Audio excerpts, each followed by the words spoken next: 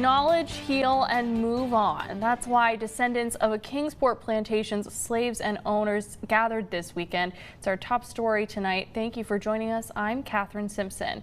On Saturday, an event called Healing at Rotherwood was held at the Rotherwood Mansion. Those with direct ties to the grounds gathered to learn about their ancestors. News Channel 11's Maddie Cottaspati joins me in studio with some insight into the mansion.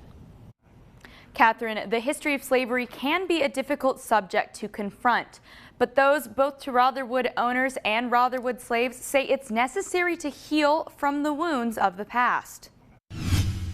Acknowledge, heal, and move on. That's the only thing we could do. Rotherwood Mansion sits on the edge of the North Fork Holston River in Kingsport. It was built in the 1800s by Frederick Ross and then bought by Joshua Phipps.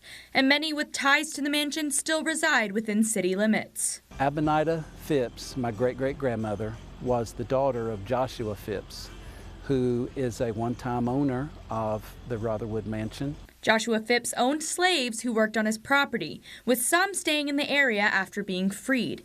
Years later, the descendants of those who resided at the mansion felt the need to gather at the place where it all started. My grandmother, who is the daughter of Victoria Phipps. That's when Tasha Green, a descendant of a former Rotherwood slave, reached out to the mansion's current owner. She said something like, wouldn't it be nice to have a reunion of descendants of the slaves here? Where it all was. As the ball began rolling on the reunion, the decision was made to involve those whose ancestors once owned slaves at the property. On Saturday, those descendants gathered on the mansion grounds to acknowledge the past, but also find a way to move on. No one here was at fault. We just happened to be in the family of those that were.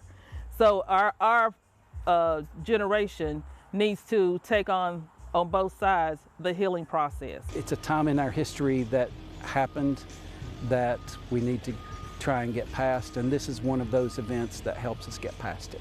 The current owner, Lenita Tebow, has owned the house since 1991.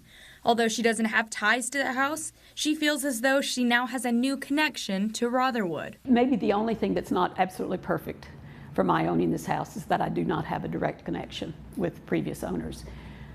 But it's my adopted family. Overall, the day was about healing, which the descendants say they feel is important to the house's history.